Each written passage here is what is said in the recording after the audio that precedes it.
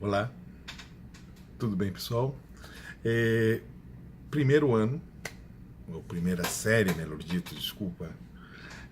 Primeira série 1B. Então, vamos para a nossa prova. Desculpa desviar o olhar, né? Não quero se parecer mal educado, mas é que eu estou dando na prova e a partir dela estou pautando as informações. Tá legal?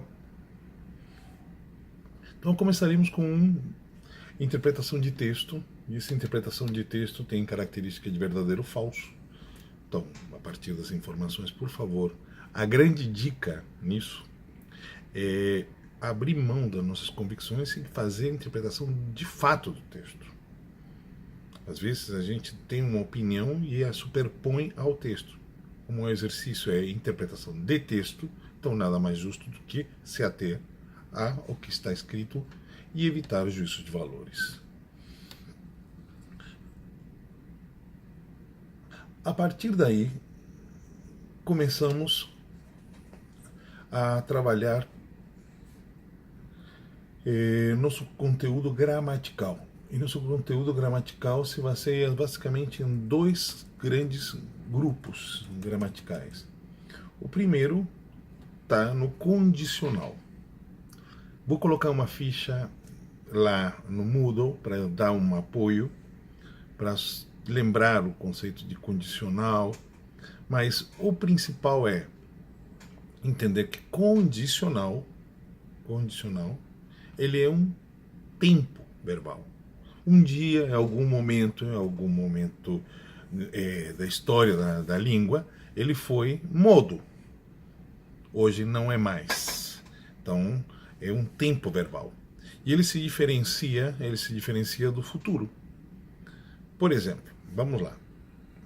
No futuro, eu vou dizer, eu compraré flores.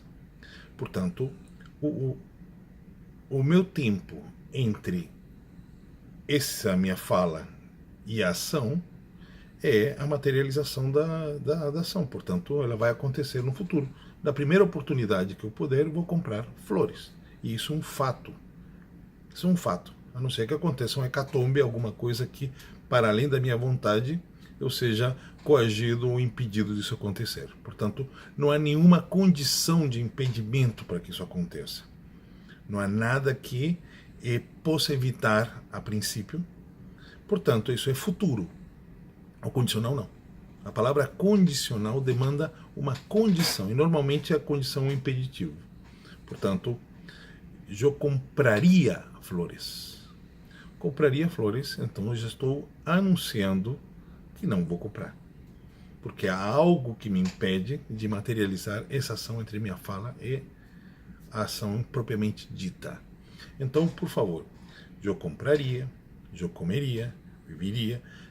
O condicional tem uma grande vantagem. A terminação dos verbos é sempre a mesma, independente de ser primeira, segunda ou terceira conjugação. Então, é muito fácil. A única coisa que eu gostaria que vocês prestassem atenção é sempre nos verbos irregulares. Então, eu estou olhando aqui. Os exercícios vão ser exercícios de de múltipla escolha, mas não estão tão fáceis assim, ou seja, demandam um grau de atenção com as famosas elementos dissociativos ou dispersivos que tem esses exercícios. Ou seja, são respostas muito similares.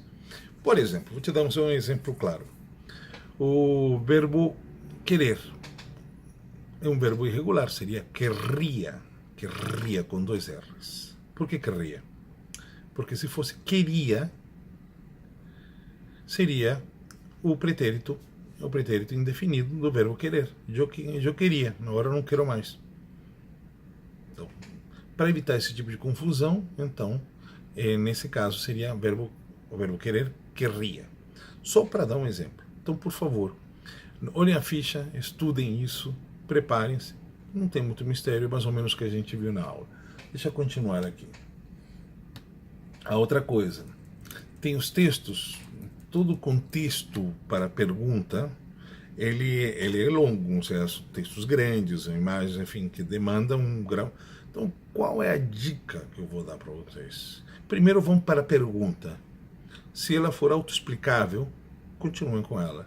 Se demandar algum tipo de informação, aí vão para o texto. Porque senão, o que vai acontecer? Vai acontecer que vocês vão perder tempo. Então, às vezes você fala assim, putz, mas é tudo isso, mas a pergunta era um detalhe. Pois é, isso acontece. Então, por isso, por favor, prestem atenção. Demais, deixa eu ver aqui. Tô olhando aqui. Tá. O segundo conteúdo, deixa eu ver aqui.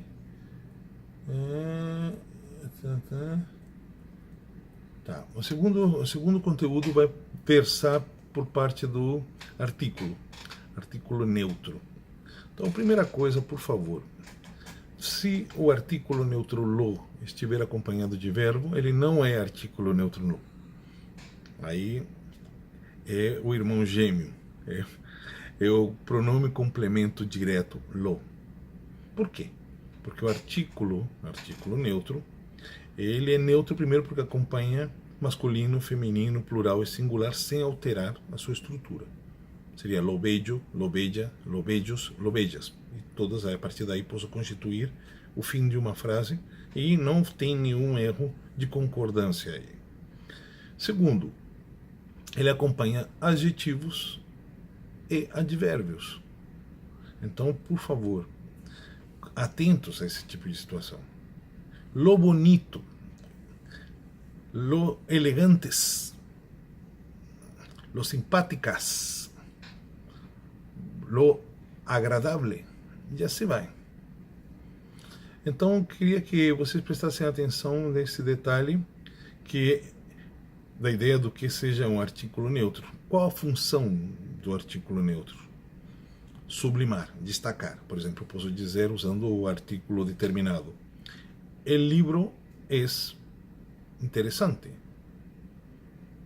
Estou dizendo que um livro é interessante, simples, ponto. Mas eu posso sublimar isso. Então aí entra a figura do... Posso dizer, atentem lo agradável que é esse livro. Aí já não estou dizendo que o livro é agradável, estou dizendo que é muito, muito agradável. Fechou? Cuidado com qualquer tipo de pegadinha, sejam atentos, não subestimem a matéria, não se superestimem, e como é a última prova do ano, eu só poderia desejar a vocês a mais feliz das avaliações, mais tranquilo dos resultados e principalmente um feliz ano no qual a gente curou com grandes coisas, com grandes movimentos, com grandes exercícios. Então foi uma experiência linda. Então desejo para vocês que vocês fechem e terminem esse ano como o viveram. Um abraço. Beijos.